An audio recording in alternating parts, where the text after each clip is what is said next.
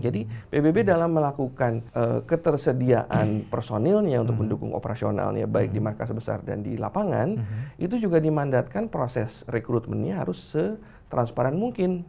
Di PBB adalah respect to diversity, di mana kita harus mampu fasih dan faham bagaimana memerankan dan menavigasi baik secara sosial dan profesional terhadap kolega-kolega yang mempunyai budaya yang berbeda dan saling memahami atau menghormati. Pada saat mereka berinteraksi dengan PBB yang notabene diwakili personilnya orang Indonesia, urusan banyak lancar, urusan bisa selesai tanpa banyak drama.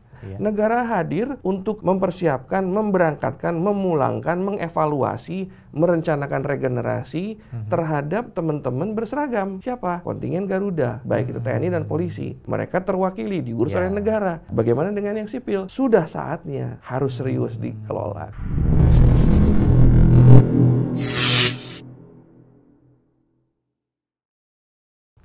Salam Defender.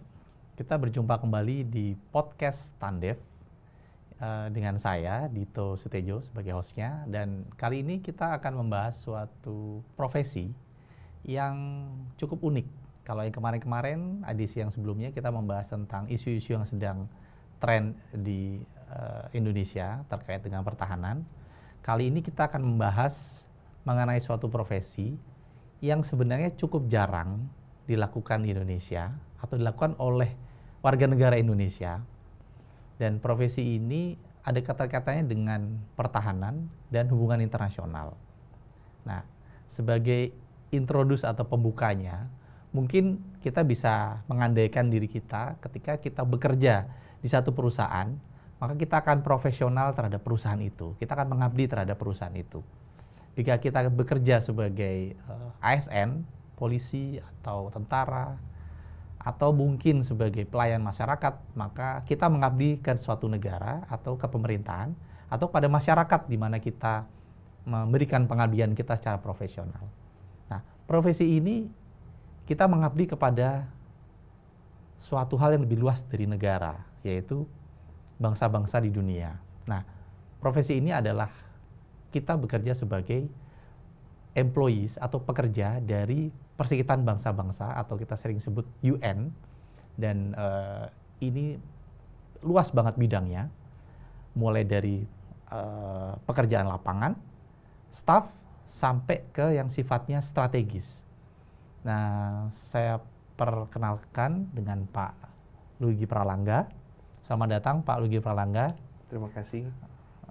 Beliau ini memiliki profesi yang unik yang kita bahas dalam podcast kali ini. Dan profesi ini terkait dengan sejarah beliau ya, dari sejarah Bapak, atau saya panggil Abang aja ya kira-kira ya, Bang Luigi ya. Jadi saya cukup penasaran nih Bang.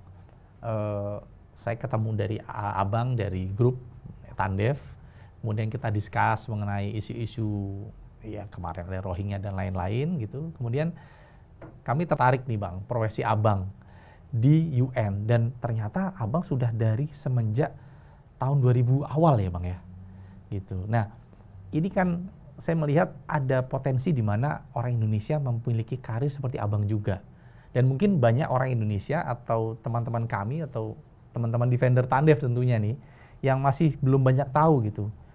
Saya mungkin nggak sih memiliki karir seperti Bang Luigi? Apakah kompetisi saya cukup? Apakah kemampuan saya layak untuk bekerja di UN, dan tantangannya seperti apa, suka dukanya seperti apa? Monggo Bang Luigi kalau bisa ceritain. Mungkin bisa kita mulai dari kenapa sih Bang dulu awal Abang masuk? Kalau nggak salah ceritanya Abang masuk langsung ke UN Headquarter di New York ya Bang ya? Betul, betul. Gitu. Pertama-tama terima kasih atas undangannya, sebuah kehormatan buat saya untuk bisa diundang ke sini dan menjabat silaturahim dengan teman-teman di Tandev yang mungkin biasanya selama ini hanya lewat komunikasi teks aja. Betul. Memang saya mengawali karir dari tahun 2000 dan resmi masuk ke markas besar di New York itu tahun 2001 bulan Juni lah. Dan pada saat itu saya langsung bergabung pada divisi procurement and contracts, artinya Badan Pendukung Logistik dan Pembelian Pengadaan PBB. Nah, disitulah saya banyak belajar dan terekspos akan operasional PBB, baik untuk kegiatan sidang, kegiatan markas besar yang berbasis di markas besar, sampai ke kegiatan yang sifatnya di luar markas besar, terutama di misi pemulihan perdamaian.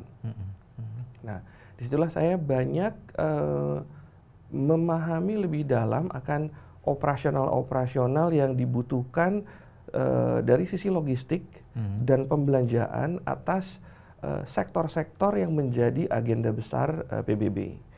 Nah, salah satunya adalah operasi pemulihan perdamaian. Nah, semenjak tahun 2002 itu saya sudah mulai banyak menangani pembelanjaan yang jumlah nilai dollar value-nya itu puluhan sampai ratusan juta. Tentunya tidak sendiri, tapi satu tim yang kategori komoditi dan jasanya itu beragam. Nah, disinilah setelah berjalan hampir 5 tahun, bahkan di tahun ketiga saya sudah dipercaya untuk ditugaskan ke lapangan. Salah satu misi PBB yang saya jalani waktu itu pertama kali adalah misi pemeriksaan senjata pemusnah massal PBB, yaitu UNMOVIC, United Nations Monitoring Verification Commission. Itu di Irak ya, berbasis di Irak, di Baghdad. Itu adalah misi PBB yang berkelanjutan dari misi sebelumnya, UNSCOM, United Nations Special Committee. Nah, salah satu dari tugas pokok atau mandat misi PBB tersebut adalah memverifikasi temuan-temuan yang terkait pemilikan produksi senjata pemusnah massal yang dilarang sesuai dengan resolusi PBB oleh pemerintah Irak waktu itu, dikepalai oleh Saddam Hussein. Nah, itu adalah misi pertama dengan banyak sekali tantangan di lapangan, dinamika tuntutan pekerjaan, sampai akhirnya memang kita harus dievakuasi keluar karena memang akhirnya pecah perang di sana. Akhirnya saya kembali ke New York. Di New York tidak lama setelah itu, beberapa bulan, akhirnya PBB mendapat mandat dari Dewan Keamanan untuk menggelar misi pemulihan perdamaian di Liberia. Nah, itu adalah penugasan misi pemulihan perdamaian pertama saya dan pengalaman geografis di Afrika yang dimulai dari tahun 2004 sampai akhir 2010. Oh, 6 tahun Pak ya? 6 tahun. Jadi 6 bulan setelah kesepakatan damai ditandatangani, saya sudah diterjunkan ke sana.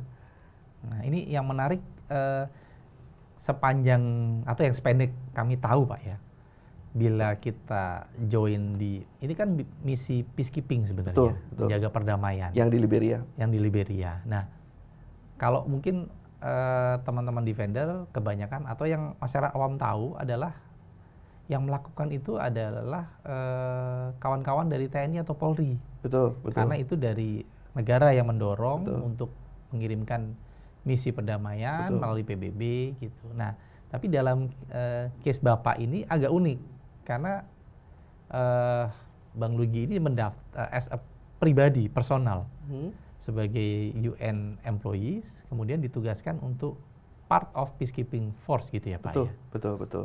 Jadi dalam banyak program PBB di lapangan, terutama di sektor peace operations, ada elemen-elemen yang memang didesain berada di belakang, support operations, di mana elemen garda terdepan adalah teman-teman yang berseragam, atau apakah itu kontingen militer atau kontingen polisi. Nah, staf sipil seperti kami itu berada di belakang sesuai dengan tugas dan fungsinya. Apakah dia support operations, apakah itu substantive operations. Support operations itu bisa berkisar antara personalia, logistics, IT, administrasi, medical, ya, udah gitu hal-hal yang lain sifatnya back office. Karena pada akhirnya semua operasi PBB itu kan harus ada yang mendukung di belakang. Betul. Ketersediaan bahan, ketersediaan personil, pengiriman, transportasi, baik transportasi darat, kapal, dan pesawat terbang. Nah, lalu ada substantive operations. Substantive operations adalah mereka-mereka civilian yang berurusan dengan lini-lini politik affairs, governance, democratic governance, elections, human rights, women, gender. Jadi para profesional civilian yang khusus menangani topik-topik tertentu selain daripada support operations. Nah, disinilah civilian capacity itu berada mendukung teman-teman berseragam, terutama yang ditugaskan dalam konteks peacekeeping troops atau dikenal dengan kontingen TCC, Troops Contributing Countries. Nah, dalam misi PBB itu, terutama untuk peacekeeping, itu diperkuat dengan berbagai kontingen military dan police dari berbagai negara sesuai dengan penugasan yang disepakati oleh markas besar atau dalam hal ini Department of Peace Operations dan perwakilan negara anggota PBB di New York. Jadi semua ada undangannya untuk masuk ke sana. Betul. Nah, kalau kami melihat ya biasanya kalau sebagai TNI atau Polri as a peacekeeping force itu mereka kan melakukan mereka act as a flag carrier mungkin ya, membawa nama Indonesia, melakukan misi budaya apa dan lain-lain. Nah, kalau dengan Bang Luigi dengan individu sebagai UN employee itu apakah juga membawa nama Indonesia secara pribadi gitu atau gimana, Bang? Atau benar-benar saya professionally as a UN employee gitu? Pada dasarnya kita ini semua adalah pembawa bendera dari negara masing-masing. Itu udah pasti. Cuman dalam konteks sebagai civilian capacity di dalam struktur atau operasional PBB, kita adalah kontingen pendukung yang berada di belakang dari fungsi-fungsi atau tugas-tugas PBB yang berurusan dengan negara tuan rumah atau konteks-konteks tadi. Nah, kita tidak bisa dibilang membawa diplomasi secara harafiah dengan membawa bendera negara, tapi kita adalah bagian dari komponen sipil yang diperbantukan dalam misi PBB, yang menjadi bagian dari struktur operasional pendukung PBB. Kira-kira begitu. Ya. Nah, menarik ini Bang Luigi untuk cerita di Liberia, di mana Bang Luigi 6 tahun di sana. Gitu. Nah, ini buat teman-teman defender yang lain yang sedang menyaksikan ini, mungkin ada yang penasaran juga pengen tahu gitu. Kalau saya ingin melakukan career path seperti Bang Luigi ini, kira-kira path-nya kemana dan apa yang harus kami persiapkan gitu kira-kira, Bang? Baik. Pada dasarnya karir pilihan karir di PBB itu sangat luas dan terbuka. Semua tersedia di halaman website resmi PBB. Dari mulai informasi rekrutmen, jenjang senioritas atau rank pangkatan, sampai ke skala gaji dan tunjangan itu bisa kelihatan semua di sana. Dan setiap lowongan itu dipublikasikan karena itu adalah mandat dari sidang umum PBB yang disetujui oleh negara-negara anggota. Jadi PBB dalam melakukan ketersediaan personilnya untuk mendukung operasionalnya baik di markas besar dan di lapangan, itu juga dimandatkan proses rekrutmennya harus setransparan mungkin. Jadi buat teman-teman atau mungkin adik-adik yang memang sedang mempersiapkan merancang karir atau mungkin beberapa di antara teman-teman Tandef yang mungkin akan manuver untuk bisa pindah shifting ya, ini bisa disiapkan dari sekarang dengan cara mencermati informasi yang sudah ada. Semua ada di website. Tentunya nanti ya tinggal pembekalan-pembekalan yang sifatnya bisa didukung oleh institusi, ya siapa institusi yang bernaungnya. Kalau misalkan di TNI pasti ada channelnya. Kalau mungkin di Kementerian Luar Negeri itu pasti sudah ada jalurnya karena beberapa informasi juga dibagikan langsung ke kementerian melalui kedutaan-kedutaan atau permanent missions negara anggota. Jadi pada dasarnya bisa langsung lihat di website, kelihatan requirement-nya apa, bidang apa, misalkan bidang ICT, Information Technology and Computer. untuk jenjang apa? Junior, middle management, atau senior. Nah, itu semua dari job descriptions ya, tugas pokok dan fungsinya udah jelas di situ ada requirement akademis, requirement pengalaman kerja, sampai ke requirement khusus seperti sertifikasi juga disebutkan di sana. Sekarang tinggal apakah si pelamar itu bisa memenuhi prasyarat tadi itu. Nah, dengan melakukan pendaftaran online dan melamar langsung online, itu semisal profilnya cocok, kompetensi teknis, pengalaman kerja, pengalaman geografisnya memenuhi, dia akan terseleksi masuk untuk diwawancara. Cuma memang sangat kompetitif, apalagi dengan requirement bahasa selain bahasa Inggris. Oh, ada requirement bahasa selain bahasa Inggris gitu. Tuh, ya? Pasti. Karena beberapa daerah penugasan misi di Afrika ada yang berbasis bahasa Prancis, ada yang berbasis bahasa Inggris. Bahasa Inggris sudah pasti ya. Cuma ada lagi berbasis ada Arabnya seperti di wilayah Sudan, terus udah gitu Chad di bagian Northern Africa. Nah, kayak itu pasti ada requirement Prancis dan Arab misalkan gitu. Nah, itu yang harus dipastikan bahwa kita memang kompeten, karena apa? Satu lowongan itu bisa ratusan bahkan ribuan yang ngelamar. Karena mungkin ininya ya, Bang Legi, benefit yang didapat lumayan menjanjikan ya, Bang ya, terkait dari sisi finansial misalnya. Betul. Dari sisi paket remunerasi itu kompetitif.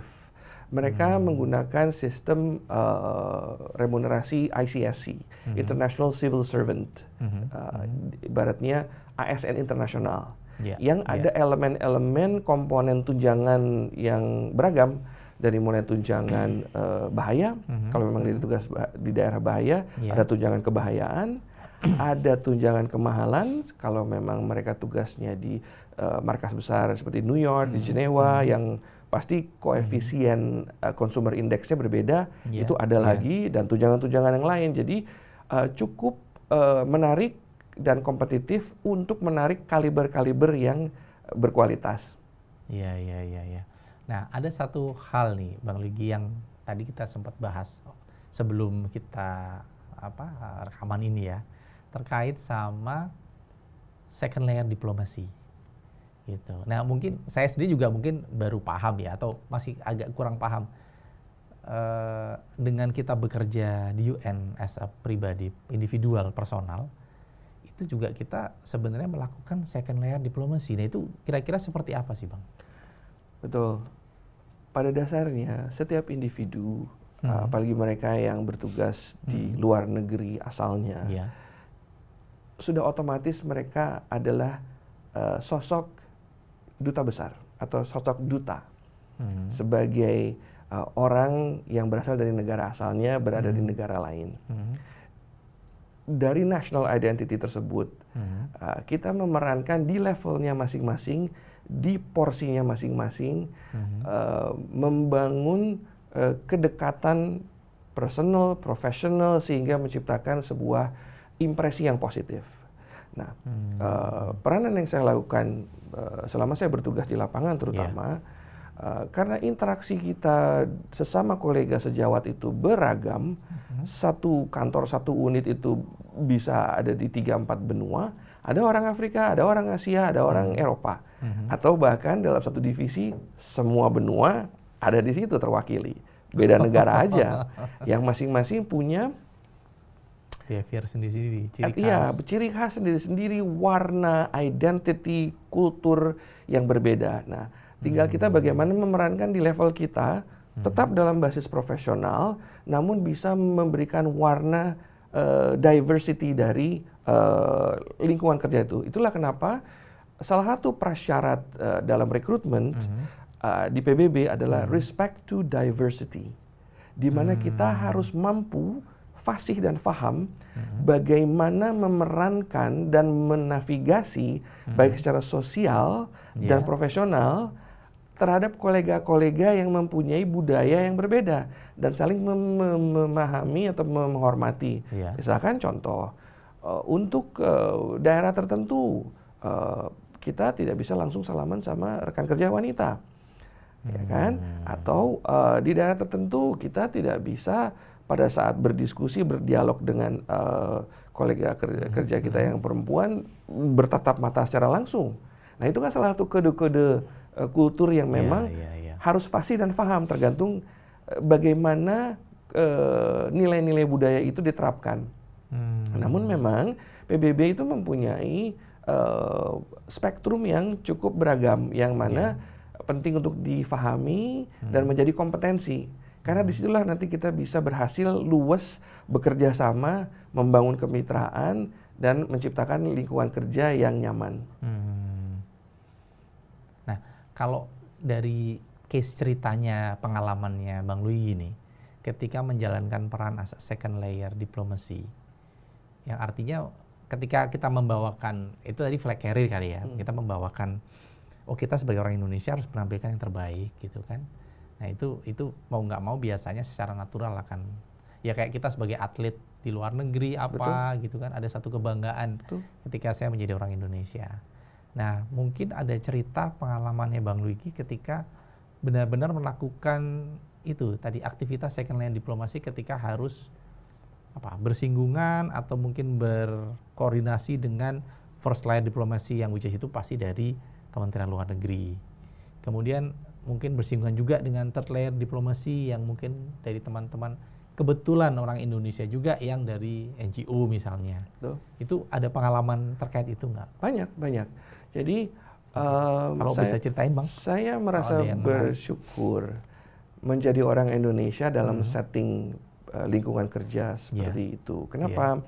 Karena ciri khas orang Indonesia adalah mudah bergaul, adaptif, dan bisa menyesuaikan diri sebaik mungkin dalam segala situasi. Ibaratnya ditaruh di daerah yang menantang tetap masih bisa bekerja dengan baik, menerima tantangan yang cukup berat, kita masih bisa menahan gejolak emosi, ya, dan itu kita orang juga Indonesia itu ya Bang ya. Betul. Walaupun memang dalam beberapa konteks juga ada halnya kita juga harus argue. Ya. Namun sudah terbangun persepsi demikian di lawan bicara kita. Pada saat mereka mengetahui kita orang Indonesia, mereka berubah. Mereka lebih akomodatif, mereka lebih terbuka. Itu yang saya rasakan pada saat saya melakukan banyak koordinasi dengan rekanan-rekanan. Rekanan dalam arti supplier, vendor yang datang dari berbagai negara yang memberikan layanan jasa dan supply barangnya untuk keperluan operasional PBB. Pada saat mereka mengetahui bahwa saya berbicara dengan orang Indonesia, disitulah banyak penyesuaian-penyesuaian dari sisi mereka. Oh, kamu dari orang Indonesia. Oh, saya pernah ke sini, yang secara tidak langsung membuat segala sesuatu urusan lebih lancar, lebih smooth, lebih cair mungkin. Lebih cair. Dan kalaupun ada argumen yang sifatnya prestasi yang harus mereka lakukan yang kebetulan ada hambatan, ada kekurangan, pembawaan kita dalam hal ini diri saya waktu itu tidak saklek seperti halnya penyampaian kolega-kolega dari negara lain yang mungkin lebih direct. Nah kayak gitu. Ibaratnya kita lebih halus. Tujuan dapat, tapi tidak terlalu banyak noise. Itu yang saya rasakan. Dan pada saat kami juga bertemu dengan rekan kolega Indonesia yang bertugas di sana, kita menjadi satu kesatuan yang lebih terpadu. Dan kita lebih merasa bahwa, lebih menyadari bahwa kita harus berbuat lebih baik. Karena membawa nama negara dan juga kebetulan jumlah orang Indonesia di daerah penugasan misi itu sedikit. Jadi kita udah menjadi sorotan seperti itu, dan kita adalah tolak ukur pengalaman pribadi mereka dalam berinteraksi, baik itu sosial dan profesional.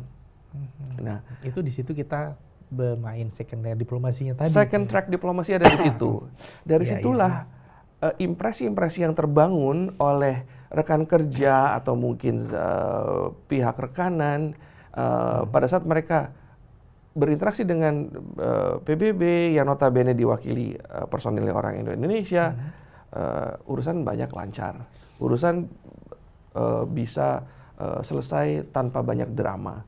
Karena kita fokus kepada gotong royong, musyawarah untuk supaya urusannya selesai, kayak gitu. Semua kewajiban terpenuhi.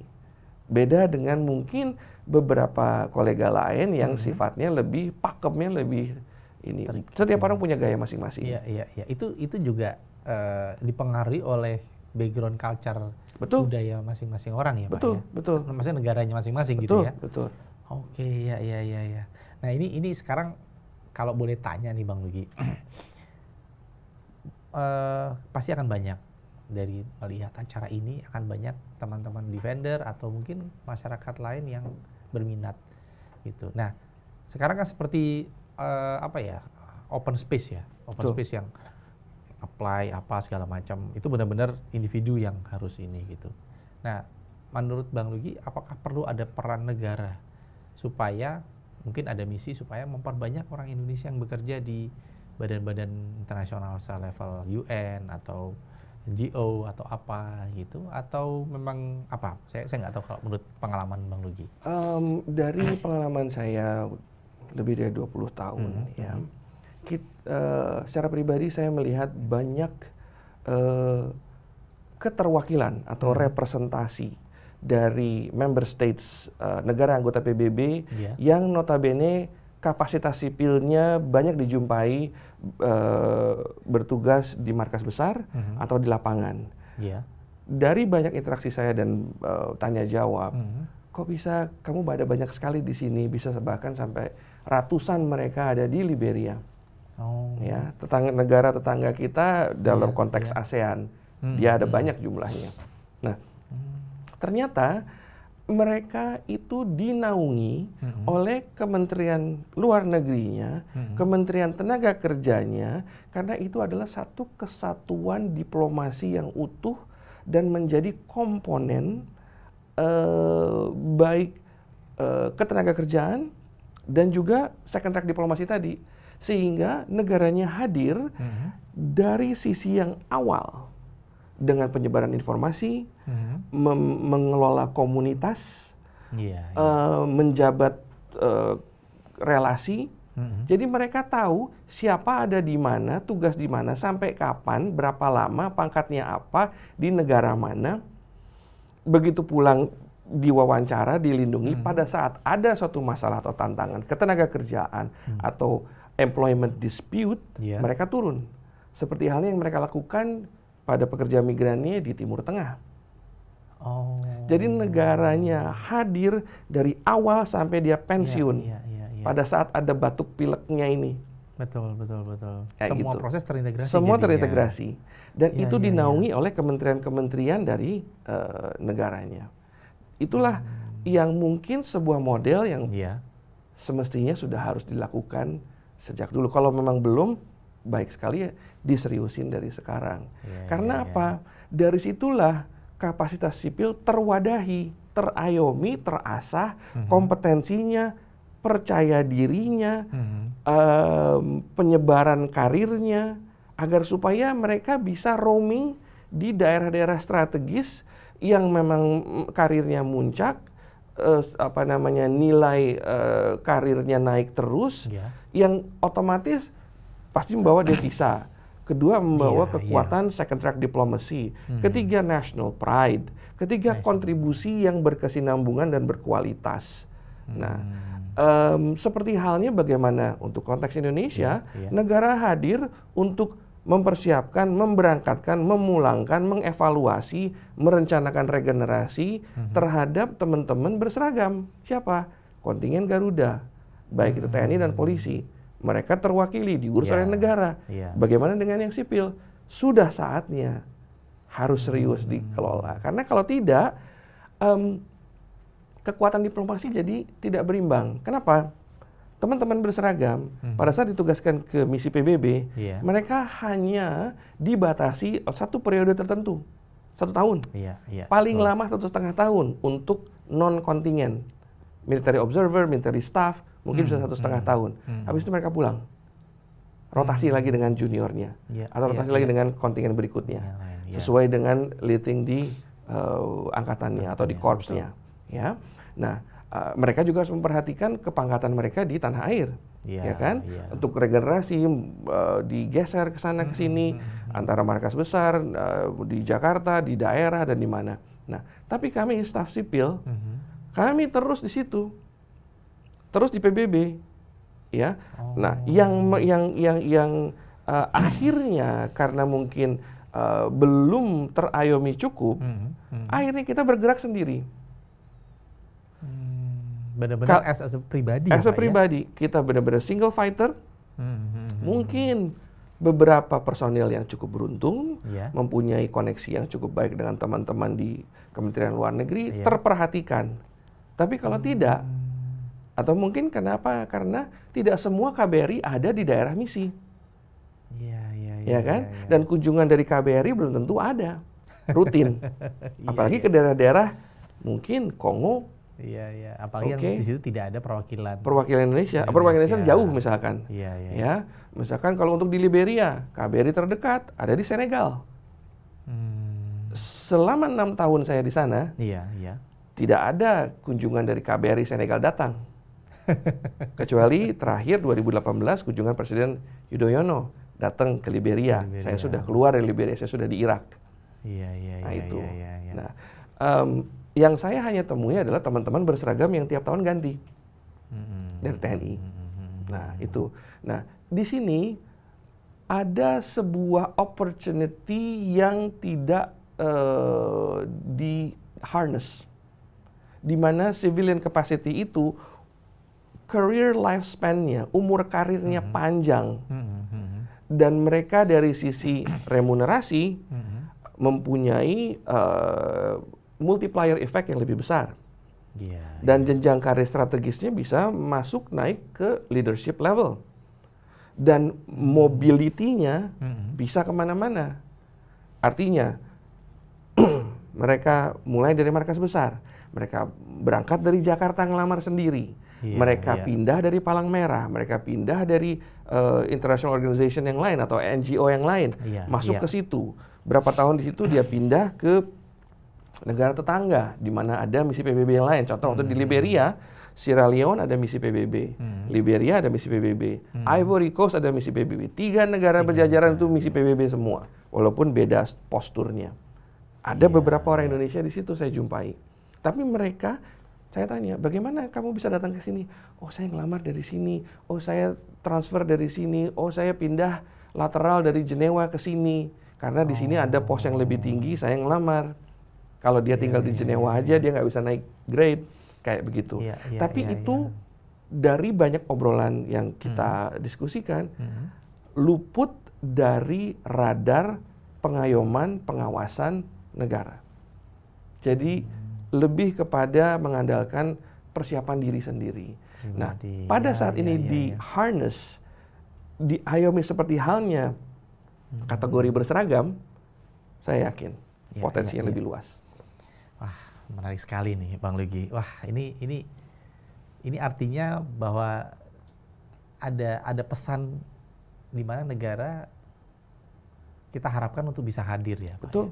Karena once itu negara hadir di situ, ikut memfasilitasi, dan at the end outcome-nya akan semakin banyak warga negara Indonesia yang bekerja di UN dan bisa melakukan second layer diplomasi tadi. Betul. Yang impact-nya secara besar juga pasti akan ke negara sebagai unit, sebagai kesatuan yang utuh gitu kan ya Bang ya. Betul.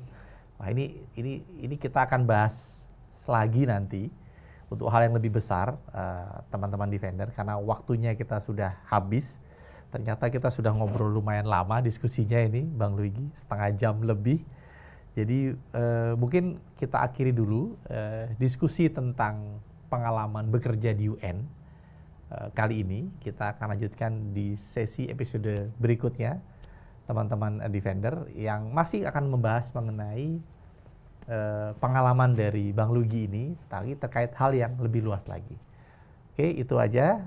Terima kasih atas perhatian dan waktunya untuk hadir di tempat ini, Bang Lugi. Sama-sama, sebuah kehormatan buat saya juga. Kami yang terima kasih, Bang.